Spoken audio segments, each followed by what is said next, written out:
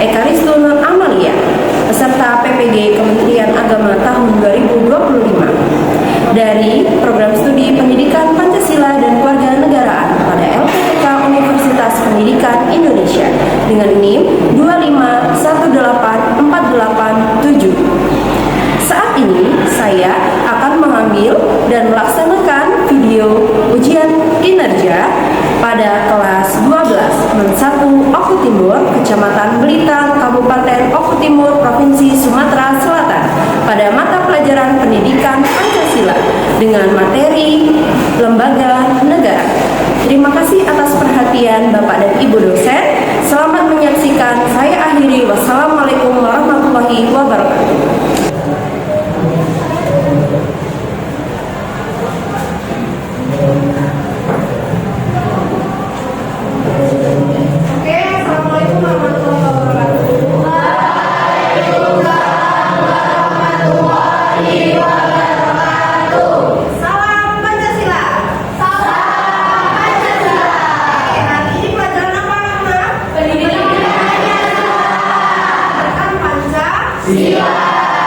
Tapi sebelum kita memulai pembelajaran kali ini, alangkah baiknya coba dilihat kanan-kirinya masih ada sampah atau kenangan yang tertinggal atau tidak kira-kira?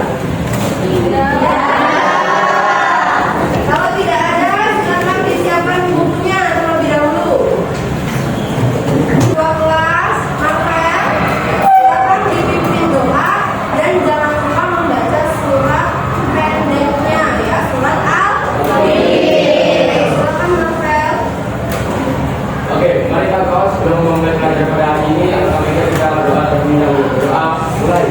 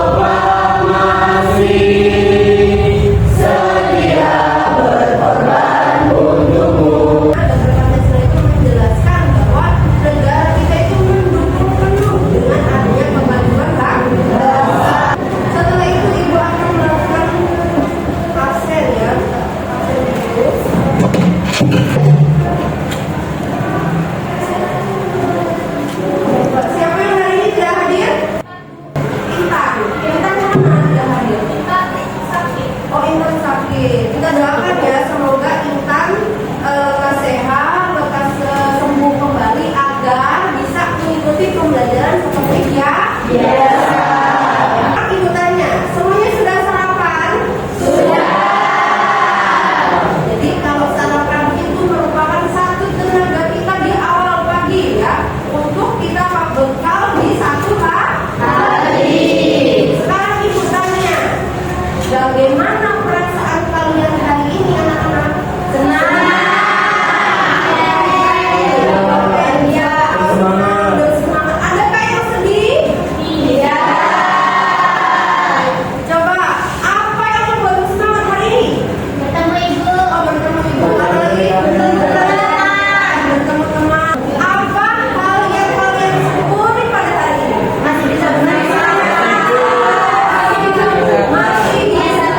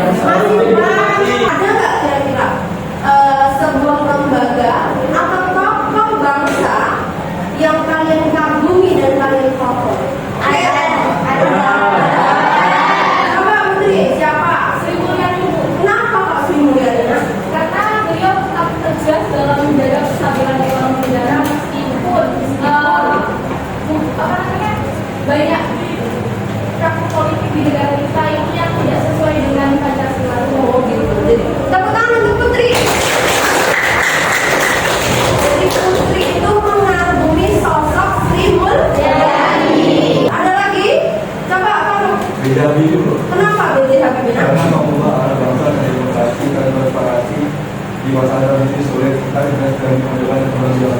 Oke, tepuk tangan.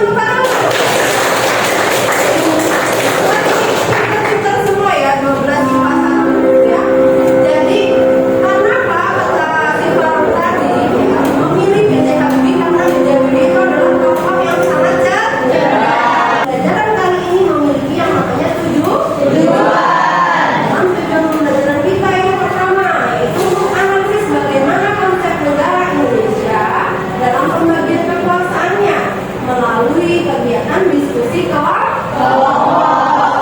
Nanti ibu akan bagi kalian menjadi beberapa kelompok gitu ya, untuk bisa memahami mengenai klasifikasi kekuasaan. Kemudian yang kedua, mengidentifikasi lembaga-lembaga negara yang termasuk dalam trias politika yaitu di mana ada lembaga legislatif, eksekutif, dan yudikatif.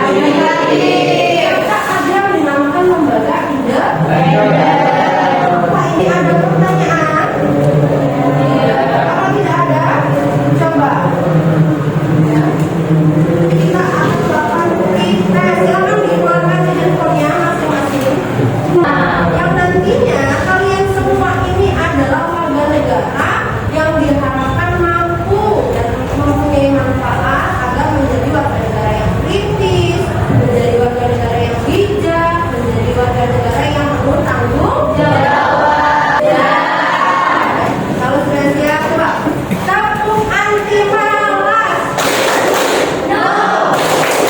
Semangat. Belajar.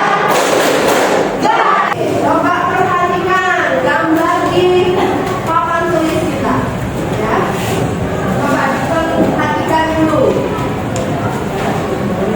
Diperhatikan. Gambar yang pertama berisi mengenai apa?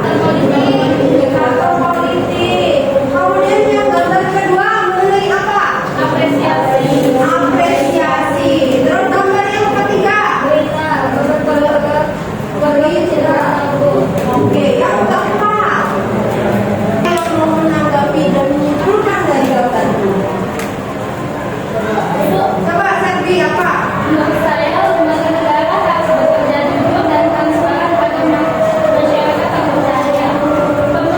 Pemberantasan korupsi harus tegas tanpa pandang bulu karena ini kunci kemajuan bangsa. Oke, tepuk tangan untuk Serbi. Kata Serbi tadi ya, di dalam pembelajaran ini ya, disimak video ini ya.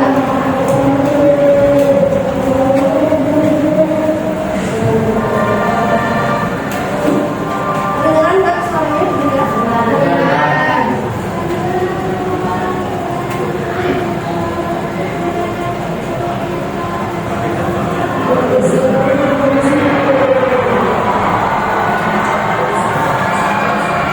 Ada nggak tanggapan mengenai video yang sudah ibu tampilkan? Mengenai apa di dalam video itu?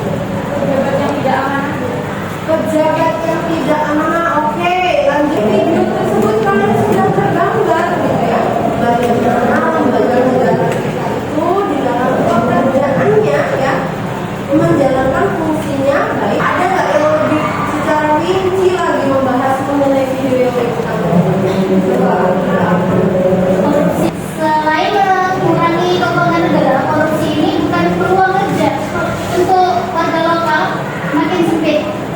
Pejabat harus jujur dan transparan, Ibu. Hukum harus tegas tanpa pilih kasih. Kalau sistem tidak dibenahi seperti ini, kasus seperti ini akan terus terulang, Ibu. Tepuk tangan dulu untuk Pak. Selanjutnya, Ibu akan membagi kalian untuk beberapa kelompok. Sebelumnya, pada saat awal pembelajaran, Ibu sudah memberikan yang namanya formulir angket, yaitu memilih mengenai gaya belajar. Ya. Kemudian Ibu akan membagi ya kelompok tersebut karena kalian sudah tahu tentang gaya belajar kalian masing-masing, maka Ibu acak ya untuk kelompoknya. Kelompok pertama ada Putri, Ulfa, Dina, Nabila sama si Falsa. Ya, kelompok 1. Kelompok 2-nya itu ada Senja, Nadine, kemudian Ilham, Gana. Oke ya. Silakan dibaca dulu apa yang termasuk poin takdir.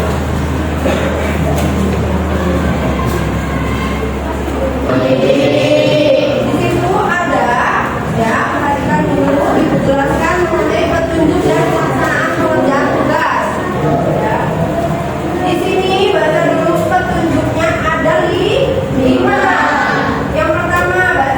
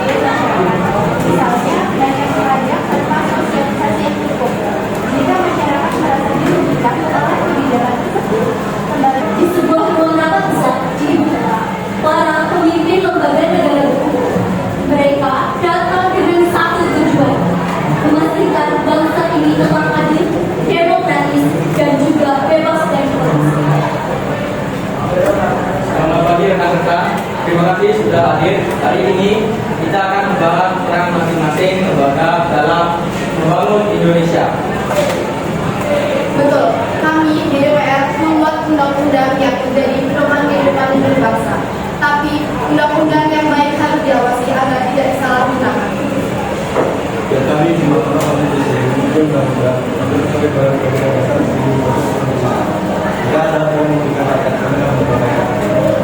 Sedangkan kami di Mahkamah Agung menghakimi keadilan untuk semua warga negara. Pemeriksaan peraturan negara, pemeriksaan uang negara, uang rakyat harus digunakan untuk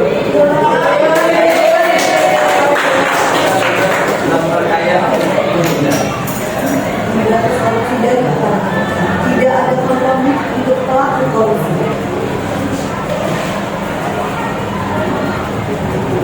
Lembaga Negara Indonesia bersatu untuk Indonesia maju. Masing lembaga memiliki fungsi penting dan saling bekerjasama.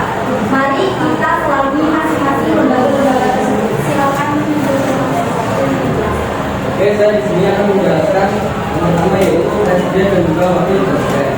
Di sini ada istana negara. Istana negara merupakan yang mewakili presiden dan wakil presiden. Mereka adalah pemimpin negara sekaligus pemimpin pemerintahan yang menjalankan pemerintahan, menentukan kebijakan dan juga menjalankan undang-undang. selanjutnya di sini saya akan menjelaskan tentang DPR dan MPR.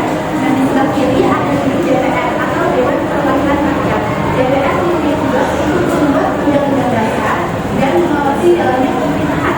Di atasnya ada MPR atau Majelis Perwakilan Rakyat yang berwenang untuk menyusun dan menetapkan undang-undang dasar serta melantik presiden dan wakil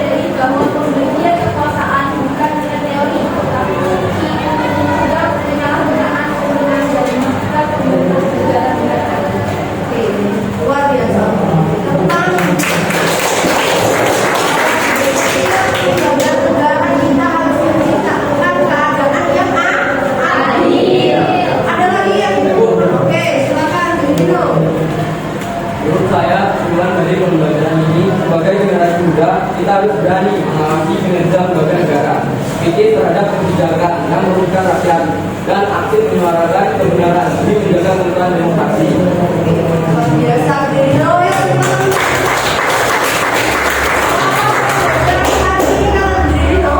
Memberikan sebuah pelajaran agar lembaga negara itu lebih bijaksana, lebih merasa dengan rasa keterbukaan atau transparansi. Ada lagi? Cukup? Kesimpulan dari pembelajaran kita yang sudah kalian paparkan hari ini, ya, bahwa apa? Dari sini kita belajar bahwa lembaga negara itu tidak bisa berdiri sendiri. Lembaga negara itu bukan hanya yang menduduki di